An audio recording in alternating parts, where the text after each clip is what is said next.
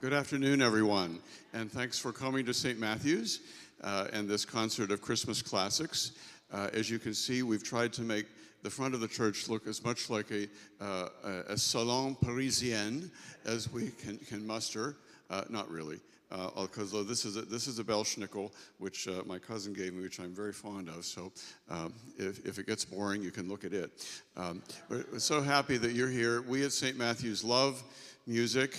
We love Christmas, and when you think of the tens of thousands of pieces of music and songs that there are associated with this beautiful season, it really is hard to pick what we would do in a concert like this, plus the literature. And as you see what Father Richard is going to read today, this happens to be the 200th anniversary of 'Twas the Night Before Christmas, because Clement Moore, who was himself an Episcopal clergyman, penned that, way back 200 years ago. And so it seemed fitting to have an expert reader to read that for us, as well as some other things. And who can say how wonderful it is to have Will Powell back. This is actually his third time with us this year, and we're very happy that we can fit into his schedule with the Lyric Opera of Chicago. Today singing some wonderful Christmas favorites that you'll see listed there. And then I'll be the adhesive in between there, playing a few things there that I'm fond of, including two Spanish carols that are really fascinating. And some of you, I think, maybe have known Fum Fum Fum and also Riu Riu Chiu. And these settings are really very evocative. So please sit back and enjoy, and we'll keep it very informal. If you have questions about any of the music, please wait till the end, and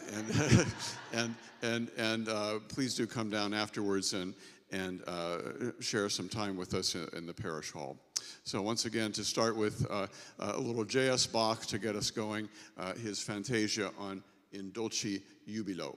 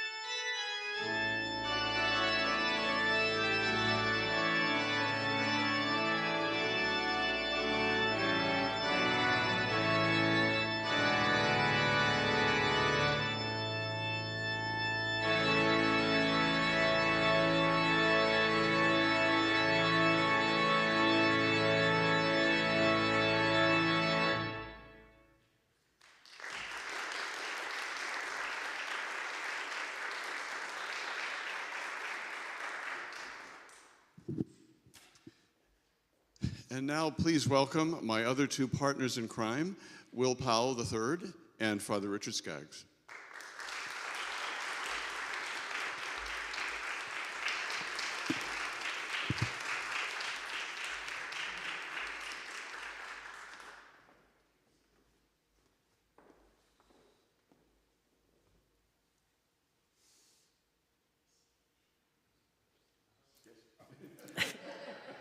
Your turn. It's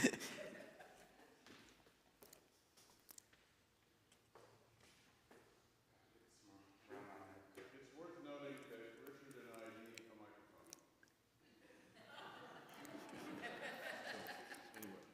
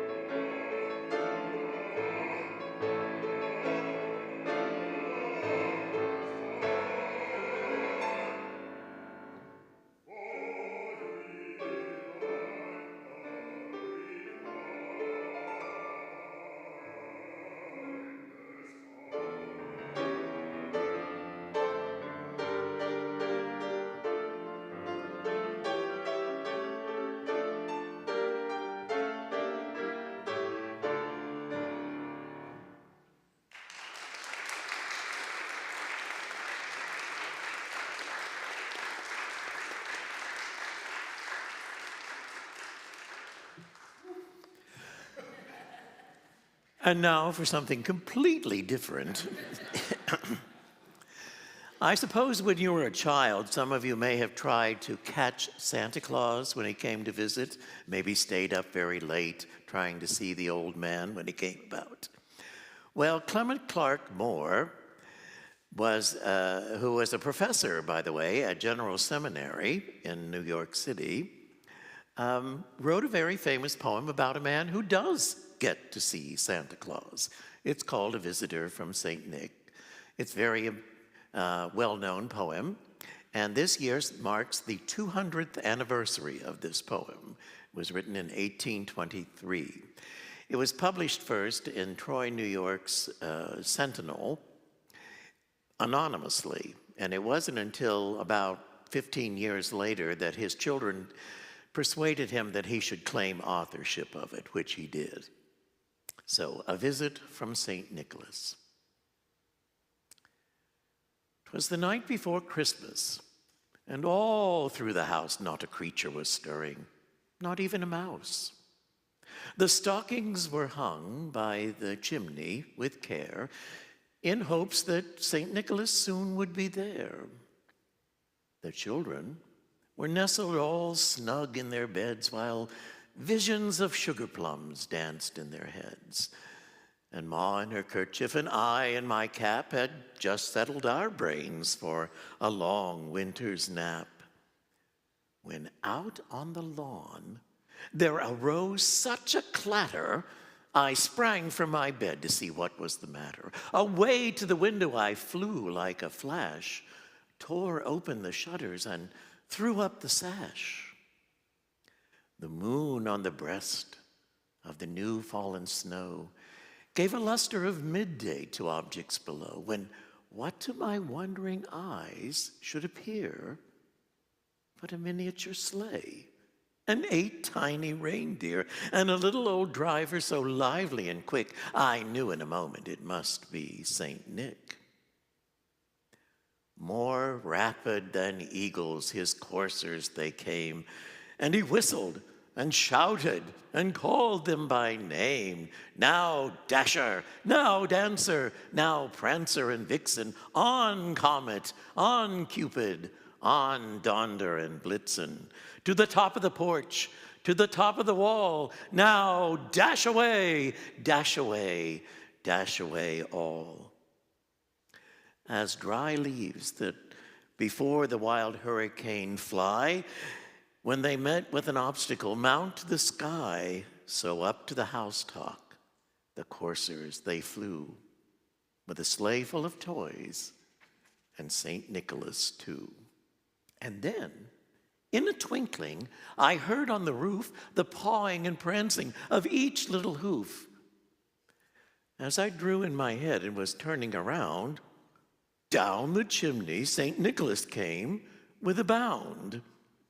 He was dressed all in fur from his head to his foot, and his clothes were all tarnished with ashes and soot. A bundle of toys he had flung on his back, and he looked like a peddler just opening his pack. His eyes, how they twinkled, his dimples, how merry. His cheeks were like roses, his nose like a cherry. His droll little mouth was drawn up in a bow, and the beard on his chin was as white as the snow. The stump of a pipe he held tight in his teeth, and the smoke, it encircled his head like a wreath. He had a broad face and a round little belly that shook when he laughed like a bowl full of jelly. He was chubby and plump, a right jolly old elf, and I laughed when I saw him in spite of myself. A wink of his eye, and a twist of his head soon gave me to know I had nothing to dread. He spoke not a word, but went straight to his work and filled all the stockings, then turned with a jerk, and laying his finger aside of his nose and giving a nod, up the chimney he rose. He sprang to his sleigh, to his team gave a whistle, and away they all flew like the down of a thistle. But I heard him exclaim ere he drove out of sight, "Happy Christmas to all, and to all a good night."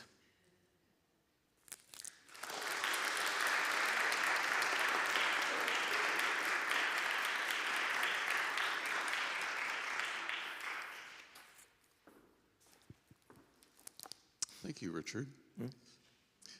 I laughed during some of that because when my son Nicholas was in second grade here at Woodsdale, somebody at Channel 7 had the idea that it would be a good idea if all the students in Channel 7 in the second grade would say a portion of the poem and be filmed so that it could be shown on television.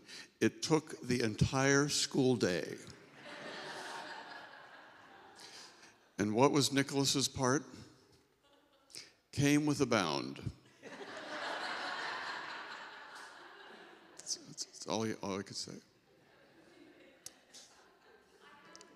And your daughter Jessica is in that. You have the tape of that. Oh, it's proof that I'm not telling a fib. That's great. Well, I mentioned the two Spanish carols. Christmas in other countries is a fascinating study if you have time to do it, and because St. Nicholas and the concept of Santa Claus and also cherishing the Holy Family and what happened there in their midst with the Holy Babe being born is very important in different cultures. In Spanish culture, and in the first one, Fum Fum Fum, is actually a villancico, which is a kind of dance. So a lot of it is based around celebrative dances, but also to protect the Holy Family from danger. We implore God to make sure that they're safe. And so Fum Fum Fum has this kind of very serious, kind of fun dance-like quality to it. And Riu Riu Chiu comes from the medieval times and is actually an onomatopoeic term for the sound of a kingfisher who is warning people to pray to God to protect the Holy Family, the mother, Jesus, Mary, the mother of Jesus, from the dastardly wolf that will come and harm them. So we have Riu Riu Chiu. So you're all going to hear some interesting kingfisher sounds from the organ here in a moment. Anyway, these two from Richard Lind, who's a marvelously evocative composer.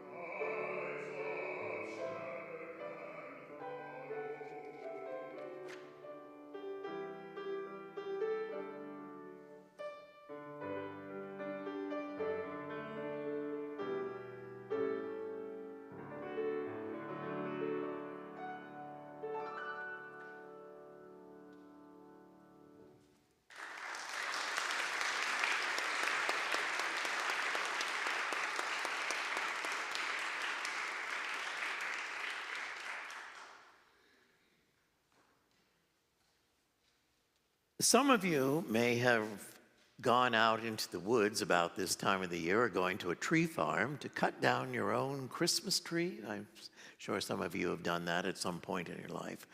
Well, E.E. Cummings, a 19th century poet, late 19th century poet, wrote a little poem about a Christmas tree.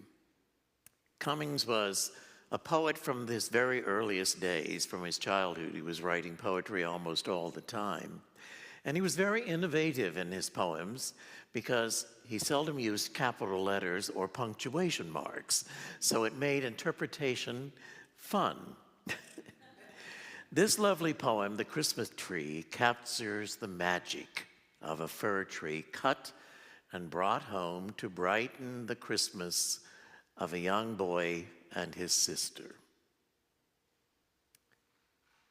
Little tree, little silent Christmas tree, you are so little, you are more like a flower. Who found you in the green forest, and were you sorry to come away? See, I will comfort you because you smell so sweetly. I will kiss your cool bark and hug you safe and tight, just as your mother would. Only don't be afraid. Look, the spangles that sleep all year in a dark box, dreaming of being taken out and allowed to shine, the balls of the chains of red and gold, the fluffy threads.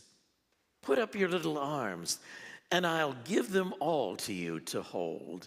Every finger shall have its ring, and there won't be a single place dark or unhappy. Then, when you're quite dressed, you'll stand in the window for everyone to see, and how they'll stare. Oh, but you'll be very proud. And my little sister and I will take hands, and looking up at our beautiful tree, we'll dance and sing Noel, Noel.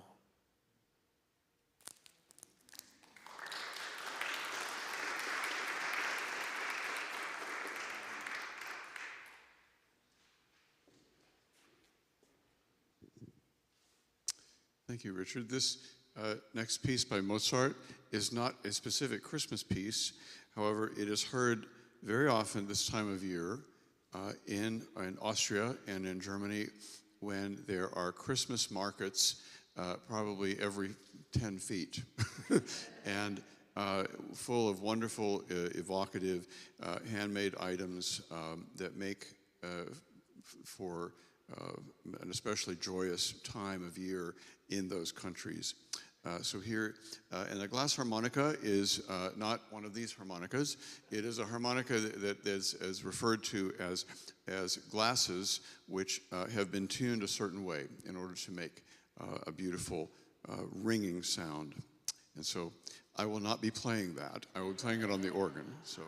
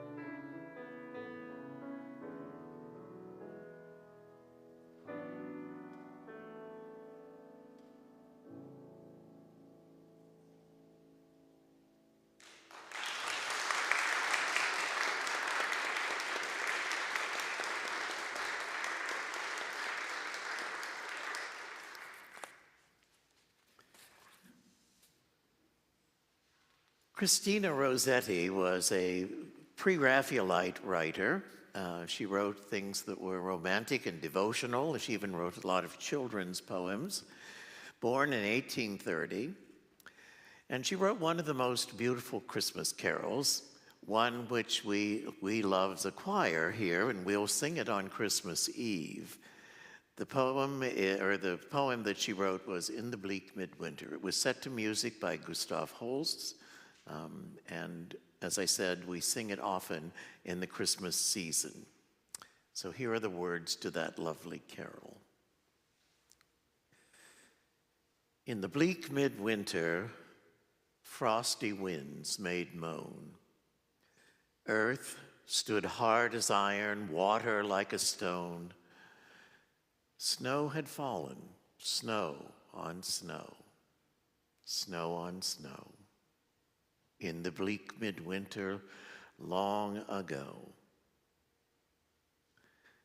Our God, heaven cannot hold him, nor earth sustain.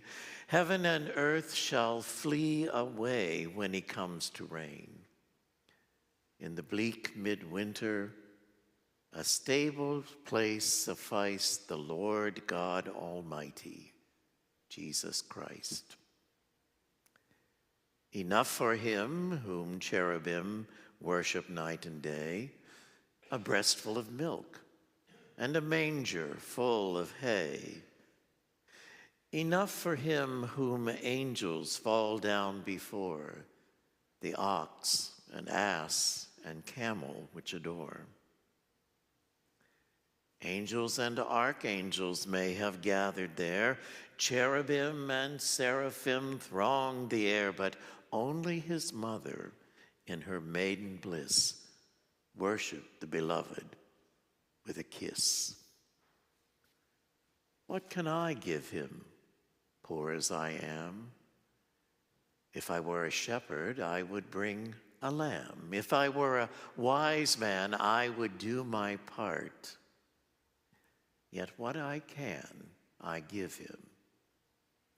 Give my heart.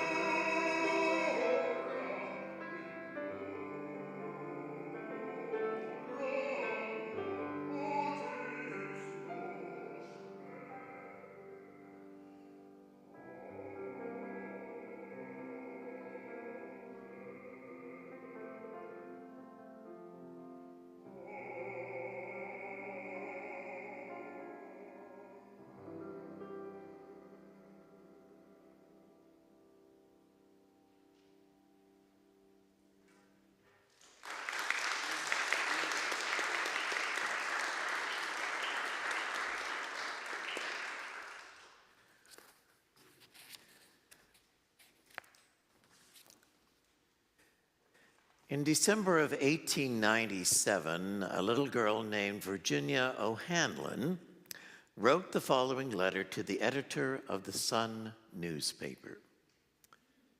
Dear editor, I am 8 years old. Some of my little friends say there is no Santa Claus. Papa says, if you see it in the sun, it is so. Please tell me the truth. Is there a Santa Claus? Here is the editor's reply. Virginia, your little friends are wrong.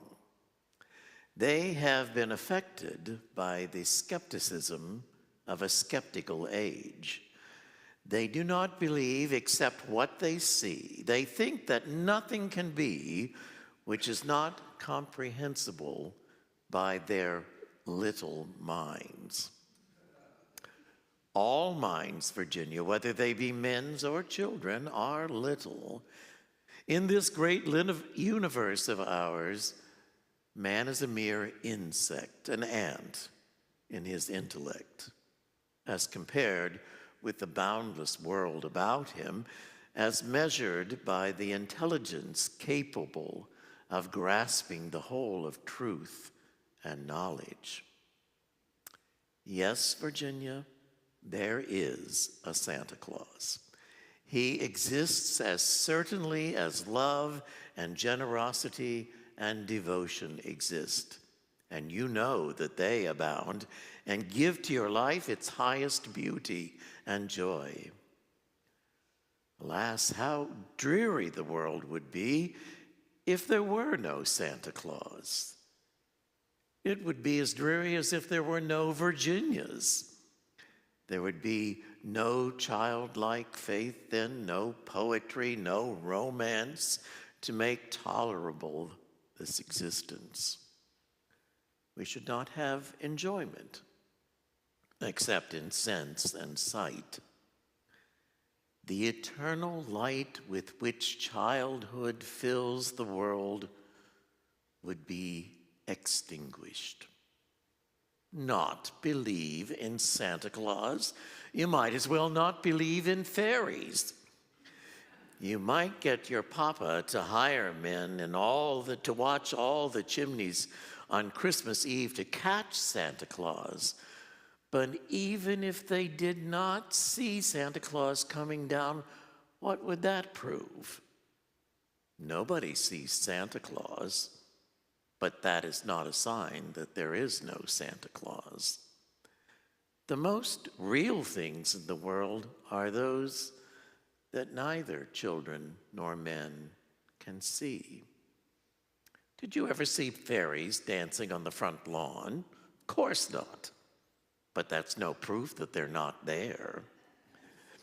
Nobody can conceive or imagine all the wonders that are unseen and unseeable in the world. You tear apart a baby's rattle and see what makes the noise inside. But there is a veil covering the unseen world which not the strongest man, nor even the united strength of all the strongest men that ever lived, could tear apart. Only faith, fancy, poetry, love, romance can push aside that curtain and view and picture the supernal beauty and glory beyond. Is it all real? Ah, Virginia, in all this world there is nothing else real and abiding. No Santa Claus. Thank God he lives, and he lives forever. 1,000 years from now, Virginia, nay, 10 times 10,000 years from now, he will continue to make glad the heart of childhood.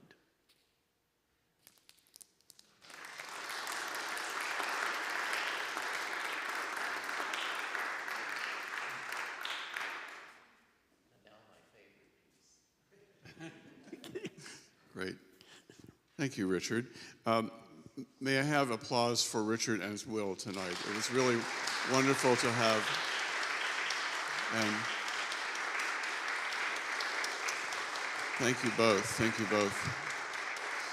I hope you have enjoyed this little sampling of Christmas classics. I now will discredit by playing this last piece, the Carol Rhapsody by Richard Purvis. And we hope that you will come downstairs and visit with us and have some refreshment and meet Will and talk with Richard, who is supposed to be retiring soon, but he doesn't know it yet, but we're just going to keep putting him back to work. Yes.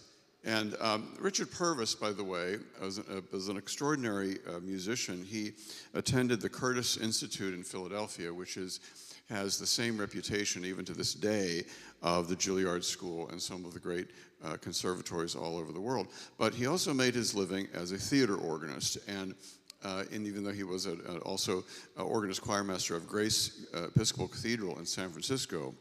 But as you'll see with this piece, he loved to play theater organ, and it is a piece that just takes some of the famous Christmas melodies and goes with it, as you might expect to see, say, at Radio City Music Hall. And I thought it was a fitting way to end our time today. Once again, thanks for being with us, and I'm going to ask Will to turn my pages for me, so because it's a hard piece. It's a hard piece.